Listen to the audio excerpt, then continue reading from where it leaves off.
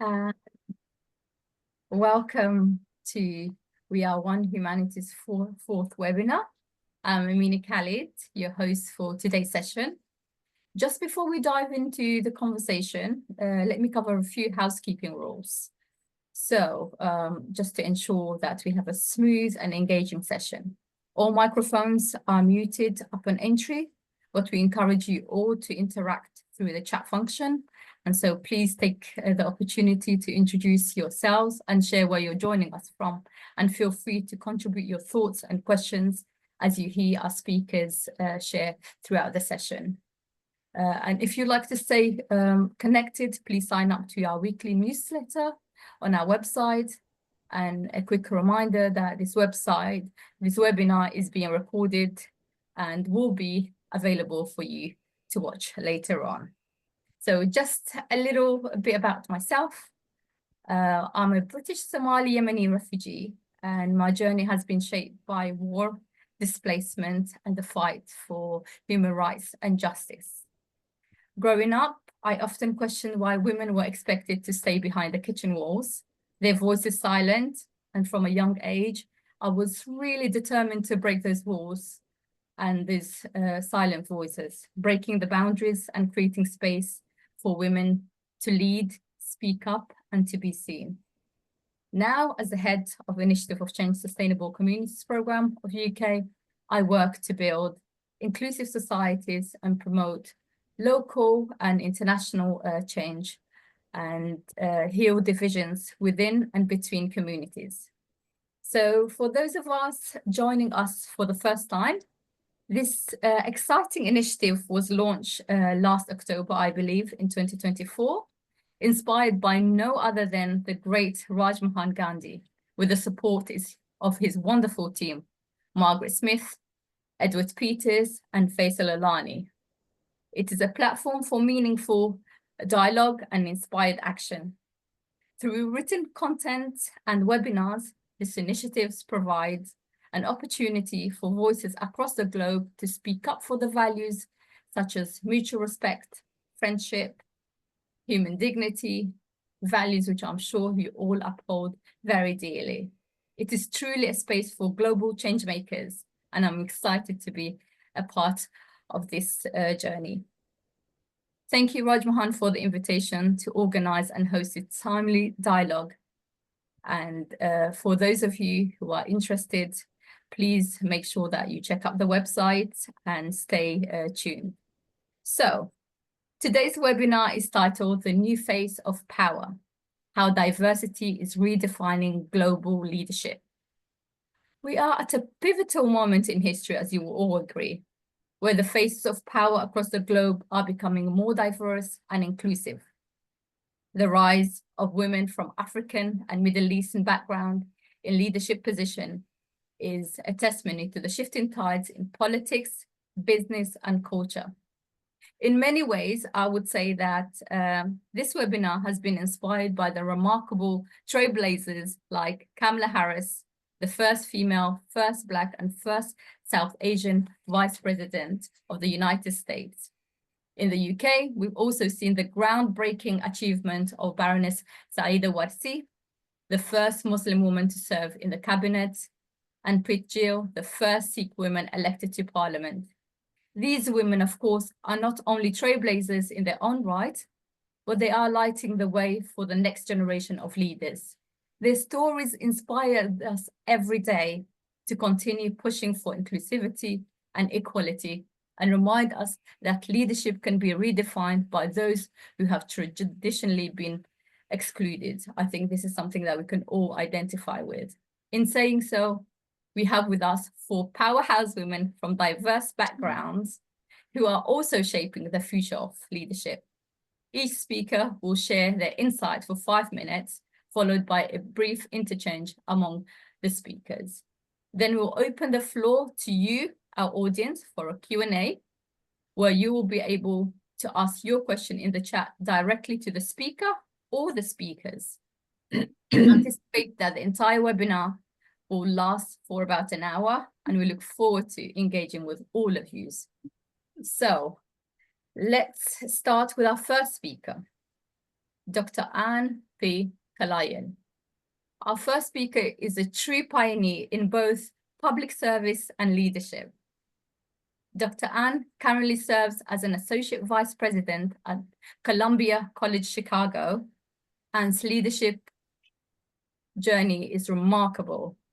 In 2022, she was appointed by President Obama as the Regional Administrator of the U.S. General Services Administration Great Lake Region. This appointment was certainly historic, as Ann became the first woman and first Asian American to serve in that role, a position that she held for 6 years. Her groundbreaking work in government service reshaped policies that impacted millions, demonstrating the power of diverse leadership in public administration. Today, Dr. Ann continues to champion those values of inclusion and public service in higher education. Ann, thank you for being with us today. It's really an honor to have you. From your experience in both government and education, how do you believe the growing presence of diverse voices in leadership is shaping traditional notions of leadership in politics, business, and culture? Over to you. Thank you so much, Amina. And I have to tell you, so not knowing where everybody's from, I'm actually sitting here in Chicago in the United States. And, this morning as I was, driving in, I was listening to how today the current political climate in the United States is really against diversity, right? Against at least being open to diverse opinions. And so, one of the first executive orders that, President Trump did was to remove DEI from federal government, right, offices. And so a lot of that is going, the climate in the United States is really so antithetical to, how years and years we have actually struggled to try to bring diverse voices, into not just government, but organizations where power has been held by those who, it's not necessarily those who don't look like us, but it's more important that those who actually are able to bring that divergence in thought, right? And so I'm going to narrate a little bit of a story here that happened. For years, what happens is that I was born and brought up here in Chicago. And I grew up at a time, my parents came here in the 50s, at a time when the immigration laws were such that there were only 100 visas allocated for people who came from South Asia, who were of South Asian origin. So this is before the Civil Rights Act, before the Immigration Act. And, growing up in this period of time is very different, than the majority of the time in the United States. And then you fast forward to today, you almost feel like you're in that pre-Civil Rights and the Pre-Immigration Act, right? It's so different.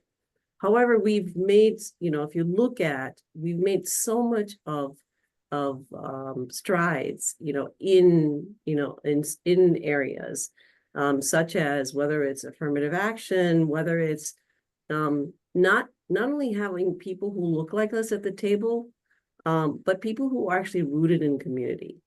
And I think that is really key, because I think diversity is not just, having a group of people like, and I'm going to use the Noah's Ark as an example, where you have 2 of this and 2 of that, and you think that you bring together and you sit in, whether it's your dining table or whether it's at a corporate board, and you think you now have diversity.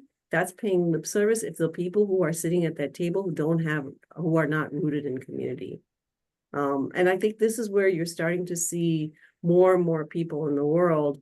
We say, I'm going to go back to, Trump's inauguration. There was a ton of people who looked like me who were standing there behind the dais. Are they rooted in community? Are they working for the community? That's the question that I think we have to ask them. And so, I think it's good to have diverse voices, but it's more important to have voices that are authentic and more important to have voices that are rooted in community.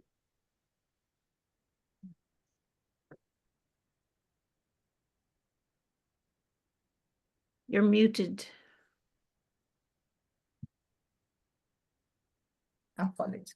Thank you very much, Dr. Anne, for that thought-provoking and insightful first intervention.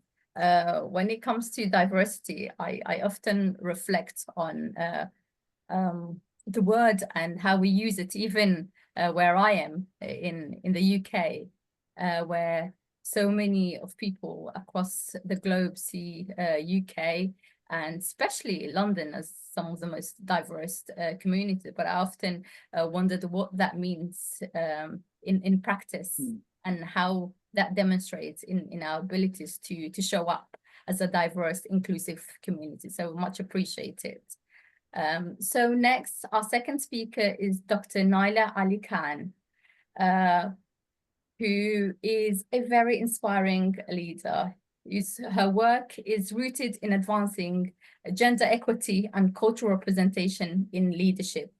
Dr. Naila Ali Khan is an educator and an advocate who has made history as the first Kashmiri woman to be nominated to the Advisory Council of Oklahoma Commission on the Status of Women, and later appointed as a commissioner for the Senator Pro Tempore of the Oklahoma Senate.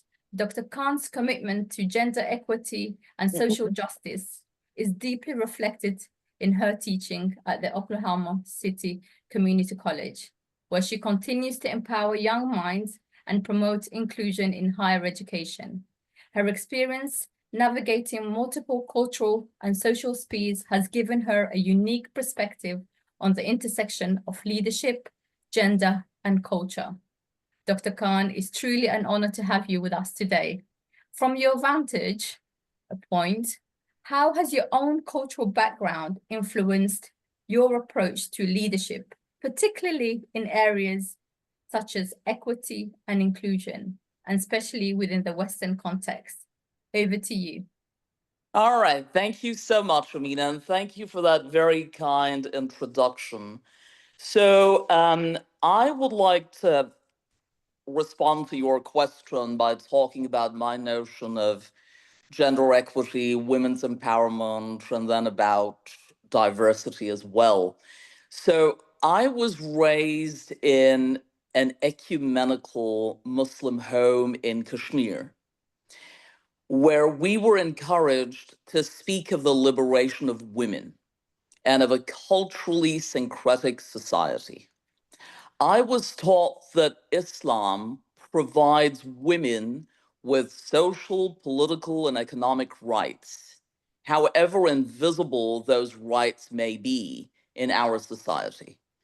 It was instilled in me that Islam gives women property rights, the right to interrogate totalizing social and cultural institutions, the right to hold political office, it gives women the right to assert their agency in matters of social and political import, and the right to lead a dignified existence in which they can voice their opinions and desires so as to act upon the boundaries that constrain and enable social action by, for example, changing their shape and direction.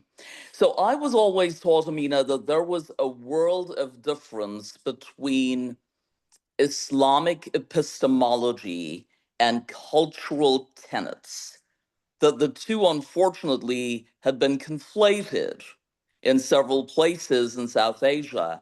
And we see that conflation in the United States as well, which is why Muslim women, even in this day and age, get pigeonholed and stereotyped.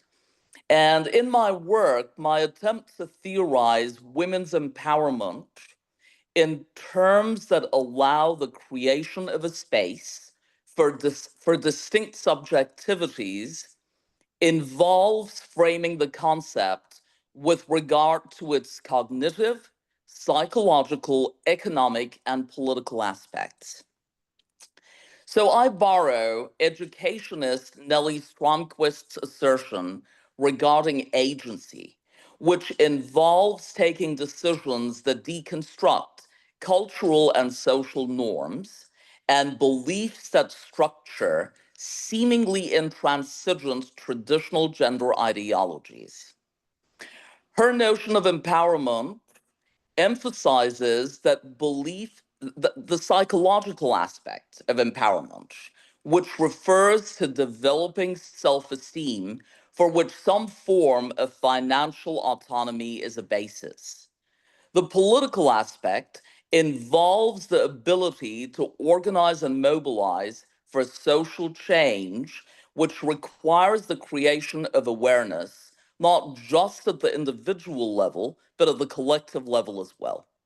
So for me, empowerment is a process that enables the marginalized to make strategic life choices regarding education, livelihood, marriage, childbirth, sexuality, which choices are critical for people to lead the sort of lives they wish to lead and which constitute life's defining parameters. It is important to keep in mind, and I keep in mind living here in the state of Oklahoma, that women are constrained by and grapple with the normative structures through which societies create gender roles. So, as the first speaker pointed out, we live in an, in an increasingly polarized society. And we have been seeing, not now, but for the past several years, how American society is becoming homogenized, more and more homogenized by the day. So, diversity, celebrating difference, celebrating heterogeneity, those ideas, those notions, unfortunately, are being relegated to the background. And Oklahoma, as you all are aware, is a red state. Um, Cultural and societal notions here are predominantly conservative. Society here predominantly celebrates homogeneity, and heterogeneity is a derogatory term for a lot of people. But that is the reason I enjoy the challenge of teaching in Oklahoma, because I barely ever get to speak to the choir. And as all of you are aware, speaking to the choir makes life easy, yet uninteresting. Whereas living in Oklahoma, for a person like me, life is full of challenges, whether in the classroom, whether on the Oklahoma Commission on the Status of Women, or on the Oklahoma Governor's International Team. Now, as a commissioner on the Oklahoma Commission on the Status of Women, I brought a different worldview to the table. I brought different sociocultural notions to the table, which were not easy for everyone to accept, because a lot of the women at that table had ideological commonalities, and I brought a different point of view. So I co-chaired the subcommittee on human trafficking on that commission. Now, human trafficking is an epidemic in Oklahoma, and there are several myths about it, that this is a problem that exists in, within quotes, third world countries or the developing world. And I took it upon myself to dispel that myth, because that is a problem that exists right here under our noses. And again, the stereotypical notion that traffickers were people from elsewhere, that the trafficked were people from elsewhere. I took it upon myself to dispel those notions as well. Living here in Oklahoma or any other part of the world, we do not live in pristine societies or cultures. And the epidemic of human trafficking, it transcends socioeconomic divides, it transcends racial, religious, and ethnic divides as well. So I've formed a committee that organized community conversations in rural Oklahoma, at college and university campuses in rural Oklahoma. We took subject matter experts with us to make people aware of how widespread this problem was and how it was familial as well. So as a woman, as a brown woman, originally from Kashmir, India, who is now a member of the South Asian diaspora in the West, lives in a predominantly Republican state, I thought, what can I bring to the table that would enable me to enrich the community here, that would give me, as a member of the South Asian diaspora, a voice in this society, that would help me bring other members of the South Asian diaspora to the table. So you see, gender issues, human trafficking, these are things that impact women and men across the board. This is a problem that is, this is a bilateral issue, for lack of a better term. It's not just a Democratic issue or a Republican issue, but it transcends political divides as well. So how can I mobilize community for social change? And that requires the creation of awareness, not just at the individual level, but at the collective level as well. I hope that answered your question, and I hope I didn't ramble too much. Absolutely, Dr. Naila. Thank you very much. And it really takes me back to where I am right now personally as well, working with a generation of what I will say young trust builders at a university level, where I'm mentoring and training them, studying a very interesting degree called Global Challenges, which are all very much around educating the students on contemporary issues and tackling with what's happening in the world, which I don't always feel that our UK national curriculum prepares young people for what is going on. So I always find it truly inspiring to be able to go to the Brunel University in the UK and integrate some of my learning at a local level, but also from personally as a woman of color, as you have rightly indicated yourself, and what it means to integrate, you know, what we learn on the ground, our personal experiences, and how we turn challenges into those opportunities. So truly inspiring. So thank you. Thank you, Amina. And our third speaker now is Miss Saba Al-Musbasalat. I hope I pronounced that correctly. We are joined by an extraordinary leader, to say the least. I've had the privilege of knowing Saba for a number of years, and I was often moved by the power of her voice and by her assertiveness. She has spent over 3 decades empowering youth and women in the Global South through international development and humanitarian response. Saba currently is the regional director of MENA in the Middle East, in Cairo, and has dedicated her career to strengthening civil society and creating pathways for youth innovation and entrepreneurship across the Middle East. Before her role, or her current role that is, Saba was the CEO of the Asfari Foundation, where she led efforts to ensure civil society resilience and professionalism in the region. Her leadership is driven by the belief that empowering marginalized communities, and particularly women and youth, is the key to a systemic change. Saba, we are truly thrilled to have you with us today. Given your vast experience in the MENA region and in the development sector, how does leadership look like to you when it's shaped by diverse cultural backgrounds? And how can we redefine power and success to include perspective like yours? Over to you. Thank you so much. I mean, and it's really an honor and a pleasure to be with these very strong voices of great women, you included.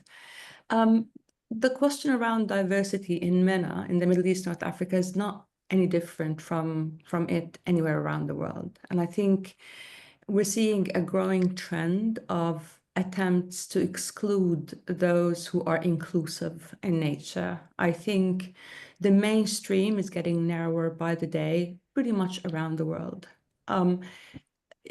If you remove those whom we call different, it becomes easy to other them, and othering contributes to dehumanizing them, and therefore you create an enemy that does not look like you and can be blamed for whatever, you know, you're not doing right in your own region or part of the world. MENA, unfortunately, in addition to, you know, the histories that I'm sure some of you know about, is going through some vicious conflicts at the moment. And because of those conflicts, so many voices are being completely isolated, cancelled, or, you know, kept away from the mainstream. Part of what I do, I'm based in Cairo, and part of what I do is trying to unpack the root causes of conflict in the region. And I find it quite intriguing that, you know, for those who are looking at the region from the outside, particularly the global north, it can be easily associated with radicalism, but no questions asked about when does one become radicalized? When does one become so violent? And no one admit to the fact that you become extremely radicalized and violent and easily recruited when you are pushed away from the mainstream and when you are left with absolutely nothing to lose. So the only thing that you can sacrifice with the hope, last hope of imposing change that you think is to your favor, is your own life. So, you know, MENA's not different than anywhere else. I'm really concerned about the ease with which we become tribalized in a very negative way. Like, even if you look at, you know, media consumption nowadays, particularly among youth, and I would specify here social media, algorithms get us more and more, you know, forced into the so-called online tribe that takes us away from the mainstream, and it feeds us more of what we want to hear, to the point where you feel that you are absolutely right and there is only one truth and that is yours, and therefore the othering of whichever voices that disagrees with you become the right thing to do. So I think in today's world, we cannot talk about diversity without, you know, trying to understand the systems that are designed to isolate, you know, one group from other groups and pull us into a very narrow little corner or hole, let's say, that is quite dark and has only those who look like you in it. So I would totally agree with Dr. Anne when she said diversity is really about diversity of thought. I serve now on this mission with Ford Foundation in a region that the world assume are all Arabs. You know, and I love it when people say, you know, the Arabs. And I was like, what do you mean? Because, you know, these are quite diverse. You know, I can't call a German a European. You know, I have to be more specific. In the United States, I can't call, you know, a New Yorker American only without being specific and say from New York. So it's really about trying to, at least what I'm trying to do, you know, with my team and colleagues and collaborators in the region, is to redefine what does it mean to be an individual who might be seen as part of a tribe, but are not necessarily part of it because you think differently. And then how can you have the freedom and the liberty of being selective of those that you would call your tribe of choice? Because that's where diversity becomes a reality. You'd be surprised that among this panel, we might be coming from different, you know, backgrounds, living in different parts around the world, having our personal stories and education, what have you, but we may be much more alike than we're different. So I'm hopeful that there will come a point in time where we redefine diversity literally just to be diversity of thought and not skin color, religion, or origin. I'll stop here and yeah, happy to be with you. Thank you, Saba. That's truly powerful and reminding us that diversity and the best way to define diversity, and reminding us also that even in this space that we find ourselves here today, that in itself shows what diversity in practice look like. Thank you. So our final speaker, last but certainly not least, comes from a house full of powerful women. I've had the privilege of knowing most of the women in that household for a number of years, and often very much inspired by their conviction for social change and their drive and their motivation to build all the women around them. So here we have Miss Sega Mehdin, our final speaker. She's a passionate humanitarian and executive coach whose work is focused on empowering marginalized communities, especially women and girls in the field of science, technology, engineering, arts, and mathematics, abbreviation STEAM. Sega Mehdi has worked with various global organizations to advocate for the UN Sustainable Development Goals. Often I've had the privilege to hear her speak about it so profoundly, particularly on the SDG 5 for gender equality. As a leader who believes in the transformative power of diversity in innovation, Sega is dedicated to ensuring that marginalized voices are heard and amplified in spaces that shape the future. Her work is changing the narrative of women, and I'll say, and girls in STEAM, encouraging them to step into leadership roles and create meaningful change in their communities and beyond. Sega, we are grateful to have you with us. So through your advocacy and work with marginalized communities, and I'm thinking particularly in the STEAM sector, have you faced any challenges as a leader of African descent? And if so, how has these challenges shaped or transformed your leadership? Over to you. Thank you. Thank you very much. And good morning to all of you change makers. I'm Sega Mehdin, and definitely privileged to be in this room filled with amazing power and lots of learning from me, because I think part of the art of leadership is to listen and learn and make sure that you learn from others' mistakes and not to really do them. I am happy to hear both the ladies that are from the United States, where we share common ground, but also common pain. And I'm here for you, and I think we're here for each other. And obviously, the questions that came up to be in this space, in this moment, is really pivotal for many, but also I think it's time for us to move from being change makers to commitment makers. That's what I've been saying to many of the leaders that I have been talking to frequently, because it seems like, as Dr. Khalil said, it doesn't have to be in paper, but it has to be in action. And it's time for action. It's time to really do all the work that we've been doing, Sarah, Anne, and Amina, and all of us in this webinar.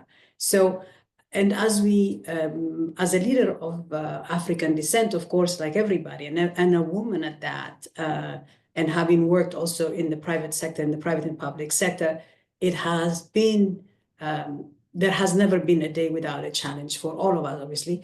But most of it specifically, having been also the site leader for one of the largest corporations here in the United States, IBM, here in North Carolina, it just felt that when you have about 20,000 employees that are really looking at the DEI leader, I'm talking about close to 10 to 15 years ago, when that was just the beginning of what it meant, you definitely face challenges that are the bias and the stereotypes. But all these obstacles, like all of you here and everywhere that we see, have also fueled our growth, our ability to teach better things, because there is a better world and better people. I was listening to a statement a few days ago about Rumi, I think it was, that there are so many good people in the world, and if you can't find one, be one, and be two, and be three, and four, and five, like we are right now here. So I'm really privileged to be part of this. And so leadership, again, is about cultural resilience, cultural awareness, humility, and the commitment also to amplify the voice of the marginalized, just like Our Lady from Oklahoma, as you were mentioning it too. So, but when I was ready to prepare for this conversation this morning, I felt that this is really a time to really look at this intersecting challenges that definitely need our collective wisdom. And I'm truly honored to be in this space and asking and looking at ways how we grew up, what really changed our thinking, or what really gave us the opportunity to be who we are. This organization, I think, is obviously led by Rajmohan Gandhi. And it is coming from that interest that he had, because he learned what it is to be a change maker, what it is to be a meaning maker. And so the wisdom of Gandhi and Mandela teach us that our individual success are linked to the success of those around us. And that's the only way we definitely could have this collective moment coming to this ground. For me also, I want to like to remember that my dad used to be also a person that had given so much as a secretary for the Eritreans independence movement. And he was trying to build a coalition grounded in the principle of human rights and international laws, as he was trying to fight against the Italian colonialism in the 1940s. He always instilled in all of us as siblings that the importance of embodying the bold spirit of dialogue and commitment for change is quite important at times like this, where we are today, where we stand today. And it's not only the United States, it's a global thing that is happening.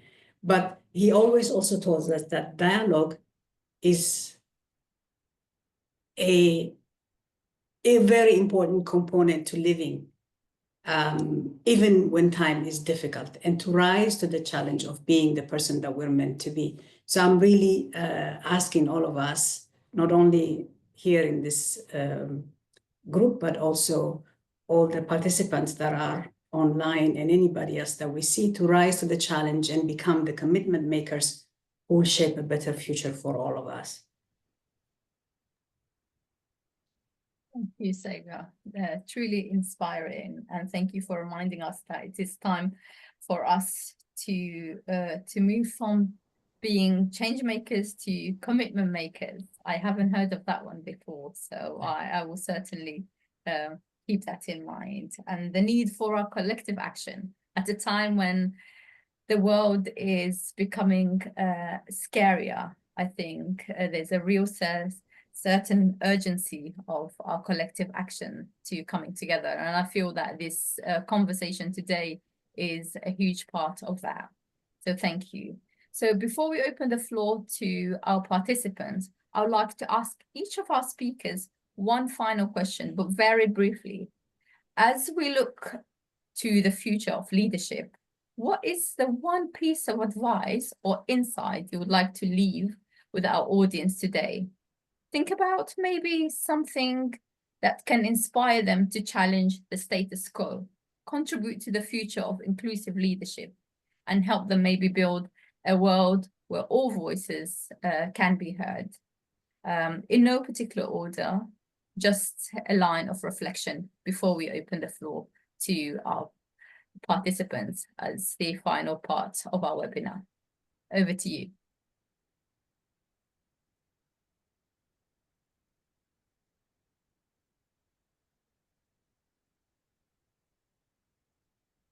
I see a couple of smiles, so I might as well take that as a cue. I'll give it a go. I'll give it a go. Just remain true to yourself. Don't be intimidated with loud voices. Hold into your voice, remain honest, authentic, and true to yourself.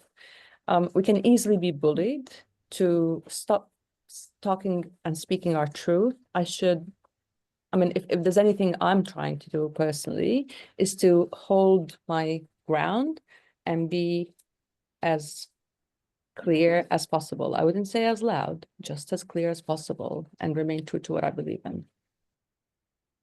I'll jump in. I'll jump in and say that I've always valued leadership that's service oriented. I think of that the sort of the African philosophy that says, I am because we are, right? And so I think it's a sort of, if you can keep that in mind, obviously be resilient, right? These are challenging times, and this is a very American perspective, but these are challenging times. Be resilient, but just don't forget the fact that you as an individual have an obligation to the collective.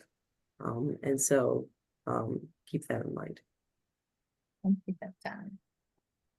Amina, I would say cultivating the ability to build common ground, for which it is necessary to cultivate empathy and compassion.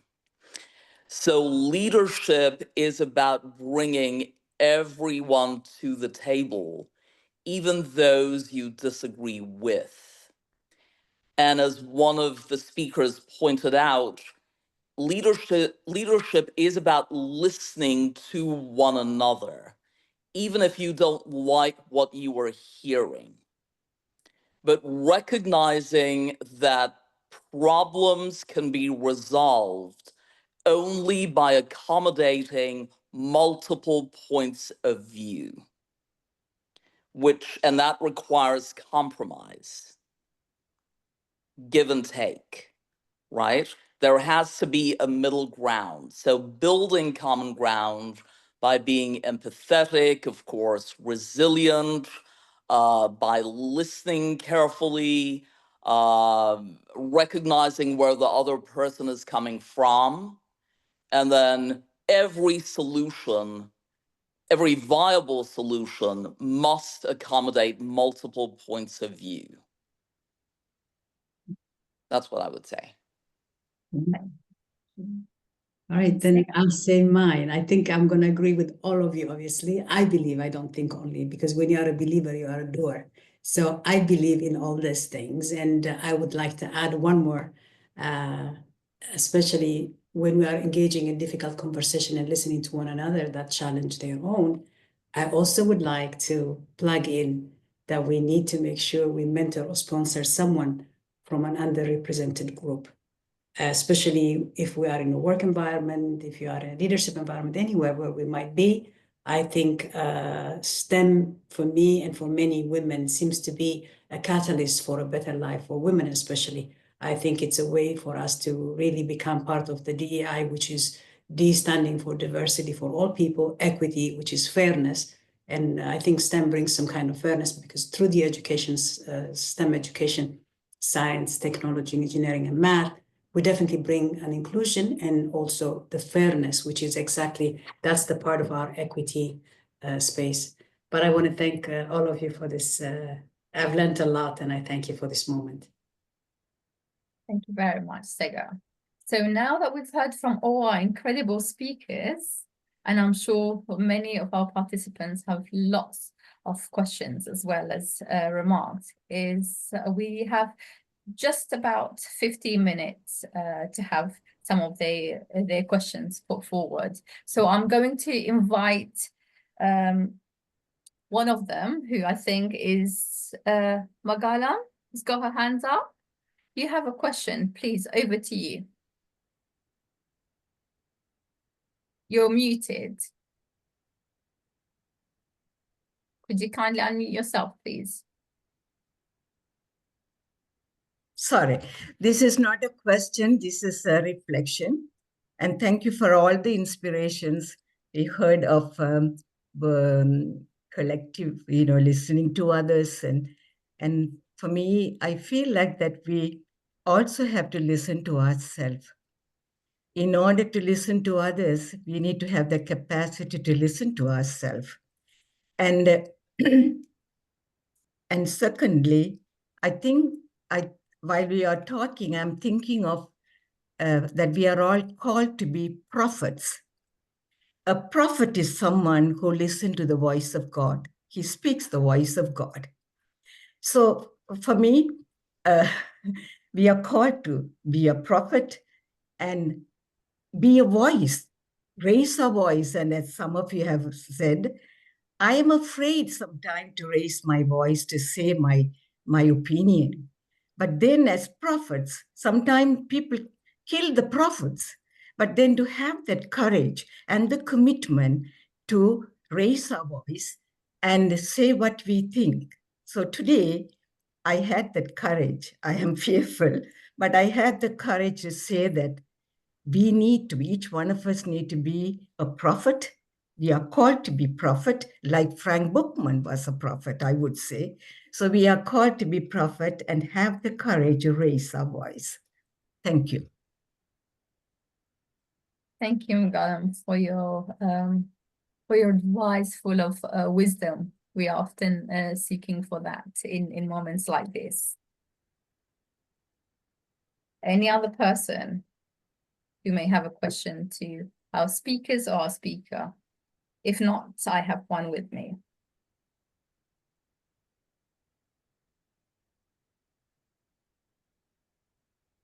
Okay, so I will take the liberty. Right, we've got Benedict. I think we've got a hand up. Over to you, please. Yeah, so thank you. So this is more a comment. So I'm an economist and psychologist, and I wonder how we can convert what have been said to operational measurement or operational like action, like to switch from like of kind of leadership to be committed with like some mission. So really think that, and I appreciate that have been said and remind to us the two wise person like Mandela and Gandhi said. Gandhi said that we be the change that you want to see in the world, and Mandela gave us the key.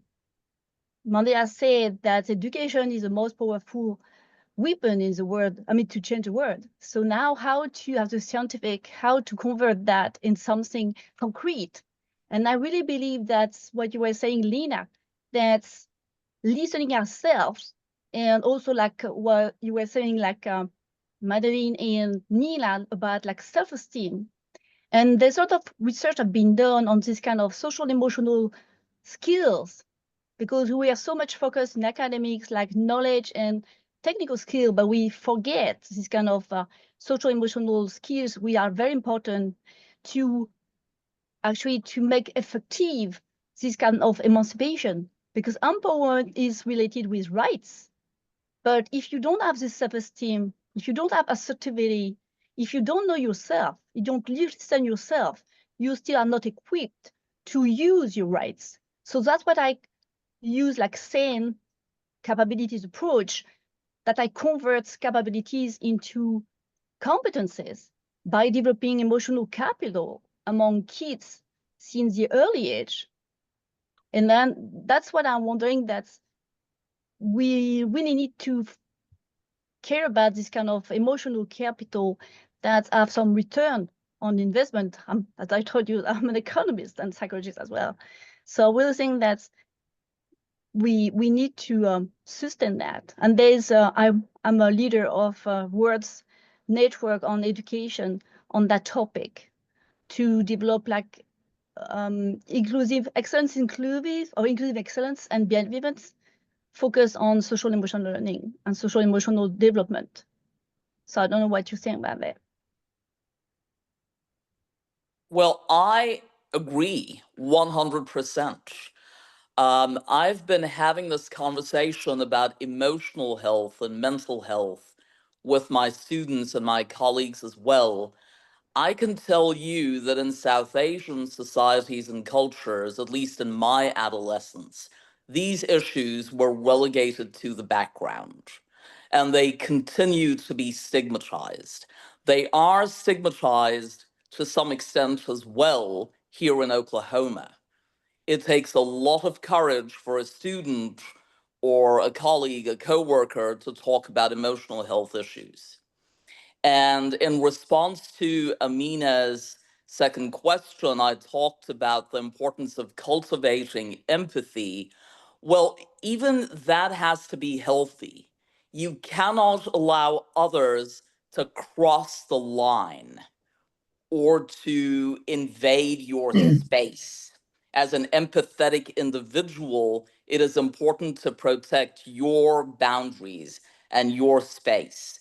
So I agree that, considering the challenging world we live in, as quite a few of you have said, and considering the polarizing rhetoric that we are having to deal with, cultivating self-esteem, cultivating self-respect, recognizing one's own efforts, respecting one's own efforts and self-discipline is absolutely necessary. Thank you for that. Thank Naira. you. Would This is any why I other use the word capital, because there's return on it, and that's make more sensitive for policy makers that expect a return on what they invest in it. That's I exactly just- right. Yeah. I'll just say Yeah. something really, really quick, and that is, in order to gain that empathy, in order to build that within, instead of mentoring, coaching. I know Sega's an executive coach, but that's what coaches do. They bring, right, that emotional intelligence within you out. So just wanted to say that. So we've got three other hands. Let's start with Asha briefly, Khalid second, and third, Deb. We've got just under 10 minutes, so let's try and get through these three important questions. Over to you, Asha. We do want diversity in powerful and main areas of occupation, all occupations, including politics and big organizations. But I have often noticed that women also try to be just as assertive,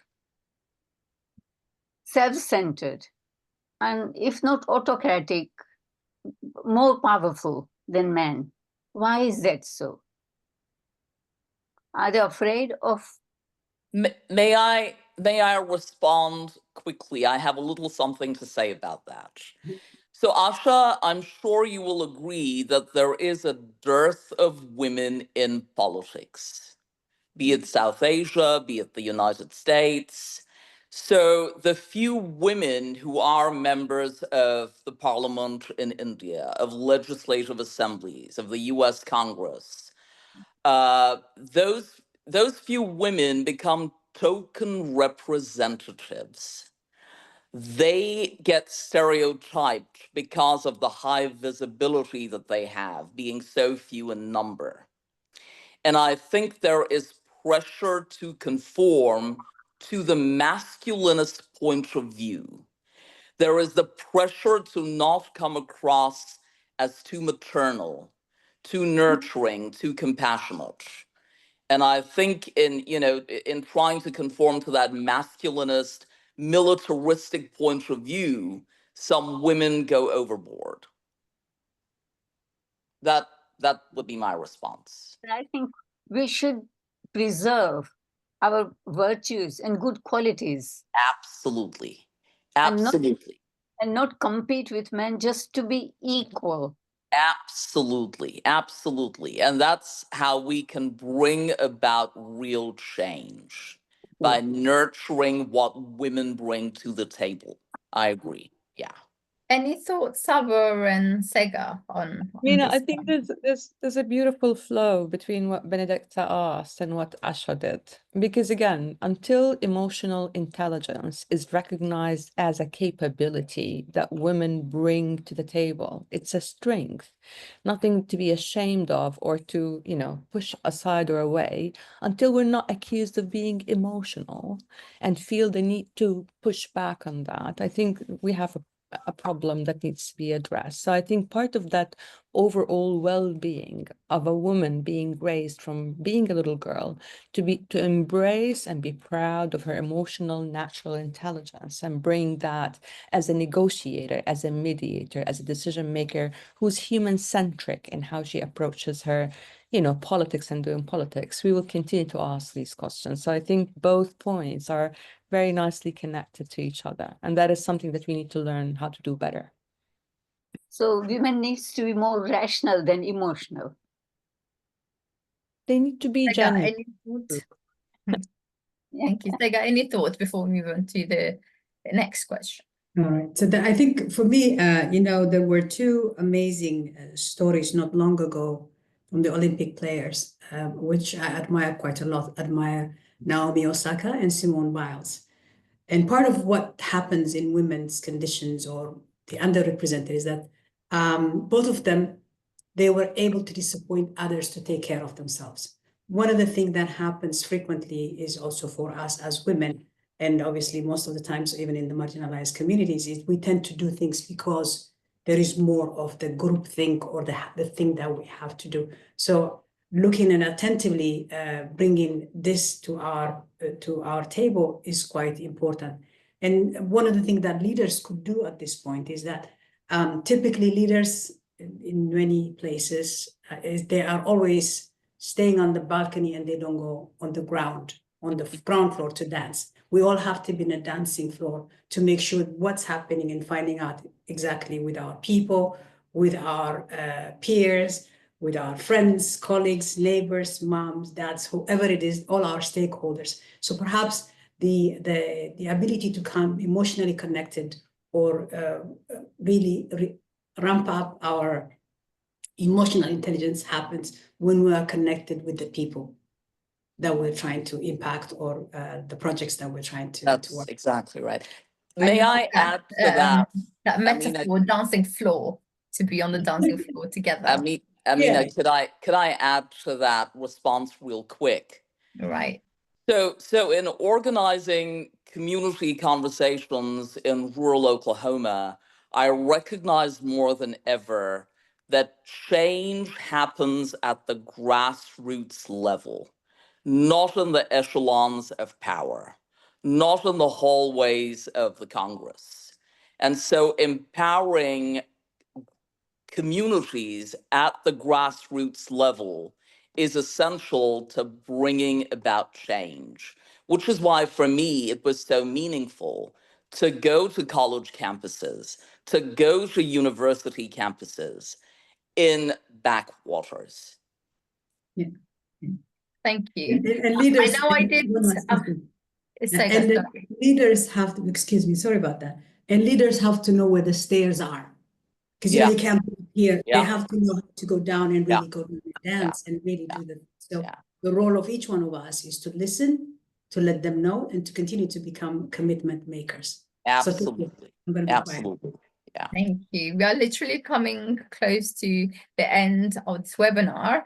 I know I did say Khalid and Deb, but I've seen a man who's put his hands up, and I'm really curious what the question might be. So please, if you could briefly ask your question, and then I'll see if I can pick up one more question before we bring it to a close. So Over I'll start now Ramzy. to save a bit of time. Thank you very much. So 2 questions. First one is, will you please accept my apologies for arriving so very late? I hope the answer to that question is yes. And it was out of my hands. I hope to be here more than an hour and a half before, but traffic was different to what was expected, unfortunately. Now for my second question. I'm very grateful to the comment or the observation made by Madame Saba Al-Mubassalat, because it really resonates with one of my favorite themes, which I find myself often engaging with. The issue of emotion and fact. And I think that the way a person is emotionally affected by a situation should be taken as a fact and not be dismissed as somehow being of lesser validity. but also the fact of the emotional impact should be dealt with as a separate fact from the other facts. So it isn't a case of yes, but. It's yes, and. And the reason I say not yes, but rather yes, and, is that yes, but can then lead you down the slippery slope of what I call emotional blackmail. Yes, you are right, that is factually valid, but it upsets some people, so we can't do it. Oh, no, no, no, no, no, no, no, no, no, no, no, no. Hang on. And so really, and the last but not least, with the greatest respect, I would say that it would be healthier and more helpful to recognize that men, have just as much entitlement to have an emotional reaction to a situation. We are not made of ice and steel. We are under great social pressure to behave as if we are sometimes, and to withstand certain pressures on behalf of a family, for example, or if you're in a leadership position, but that is unreasonable. And therefore, it's the challenge then is finding the point of balance, how to regard emotional response as a fact, whether you are male or female, and not to overly stereotype females as irrationally emotional, or males as coldly rational and unemotional. We are all in the human, at least I hope so, and I hope that we are recognized as being such and are given the freedom to behave and exhibit a human response, but in a way that does not create, like I said, a state or a situation of emotional blackmail. Oh, well, we just can't talk about that, upsets Ramsey or Saba or whoever. Thank you, No. Ramsey. Thank you. Saba, as this was directly inspired by your comment, would you? I 100% agree with you, Ramsey. I think we all need to come as whole human beings to whichever situation we engage in. Unfortunately, the so-called professional attitude, defined, in a very poor way by the corporate world, means that you keep your emotions out there. And women, whether they bring their emotions into the boardroom or not, are accused of being irrational or emotional. I think until we go back into being whole beings, men and women and others, all of us, irrespective of our gender, we would not have that human-centric approach to decision-making, to policy-making, to the way we conduct politics. So to go back to the blackboard and learn how to be whole again and be raised as whole beings, not accused of this or that simply because of our background, skin color, origin, religion, gender, is something that would really help us embrace diversity. And again, as I said, diversity is diversity of thought. Sometimes we as women, I myself, find myself in a position where I have to prove that I'm more pragmatic and practical than a man. And then wait a minute, who am I in competition with? I'm in competition with my old wiring, and that is something that I need to work on as well. So I think this is a much bigger debate, and I hope that Amina will be generous enough maybe to open another space where we can I think that would be wonderful, Amina. That's a request, I think, jointly from myself and Saba. Absolutely. I would add, if you permit me, Thank you. Saba, I'm that there really- is the need for people to undergo the training on how to express their emotional impact in a professional manner. So they're not throwing a tantrum, basically, and make it difficult for people to speak. I'll end there. Thank you. Thank you, Ramsey, and thank you, Saba. I'm conscious that we've come to the end of our webinar, but I would like to honor the two people who've had their hands up for a while to quickly ask their questions. So Khalid and Deb, please, over to you, Khalid, and then followed by Deb, your questions briefly, if you may. Thank you very much. Although I don't have a good light, I must put on my camera a little bit so that you recognize that I'm also a man, and who had fluked the women's club, but only that I'm very far in the deep side of Africa, in East Africa, in a country called Uganda. And you know me, we have ever met, I think, in Corps. And but my question, I wanted to represent this part of Africa, which is not really represented here.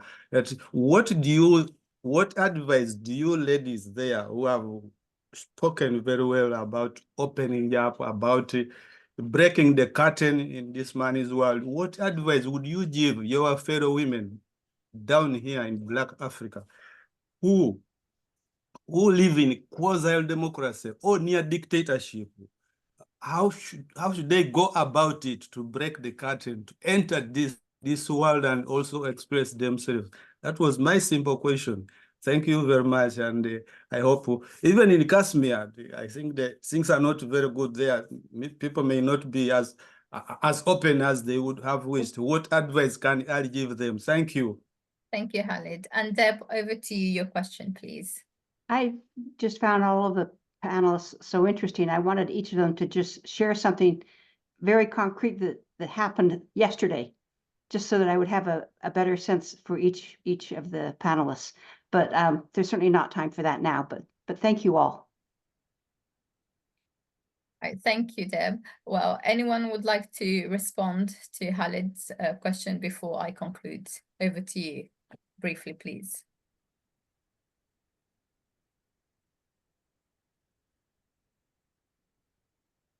Right, maybe this is then, I wonder if this is a thought for us to all reflect on in that question indeed. So this leaves me just Well, to say could I just say something real quick?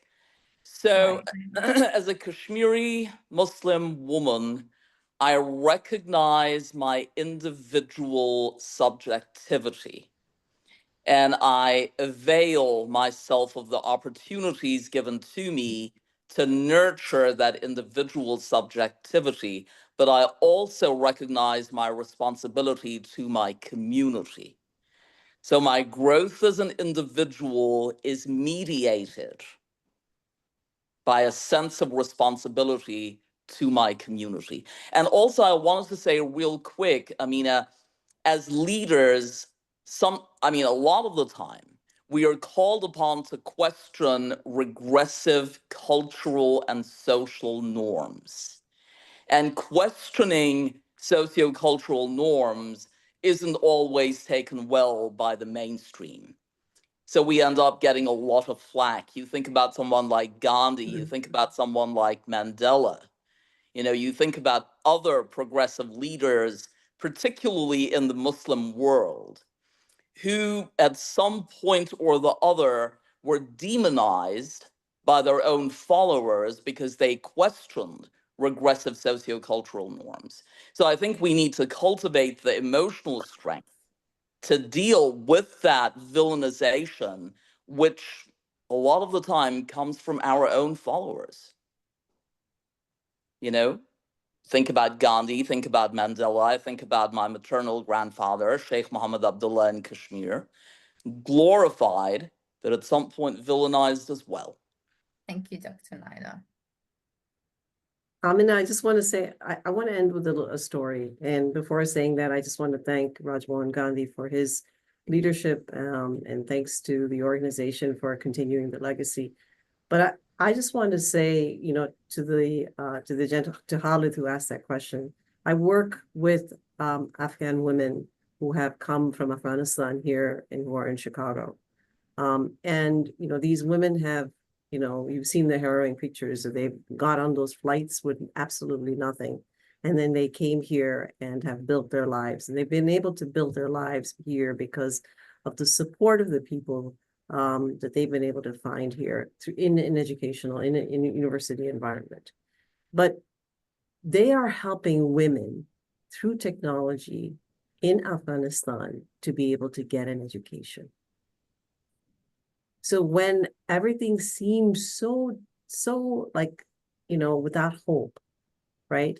I think the fact that you are not alone in your country, but that you are a global citizen, and it's, the fact that the organization says we are one humanity, right? We all have a responsibility to help one another, and people in this world will help you. And there are means to reach out to people through technology, through whatnot. I saw this to be evident in what is going on today in Afghanistan, where where women are getting their education, even though it is forbidden. So I just wanted to, provide that story as an example. Thank you, Dr. That's a very good note to finish and to close. So once again, I would like to say thank you so much to our incredible speakers for sharing their insights, experiences, and wisdom with us today. You've given us so much to think about and to reflect on, especially on the power of diversity in leadership and how it is reshaping the global conversation on politics, business, and culture. I hope that you all leave here today feeling inspired and ready to take action in your own leadership journeys.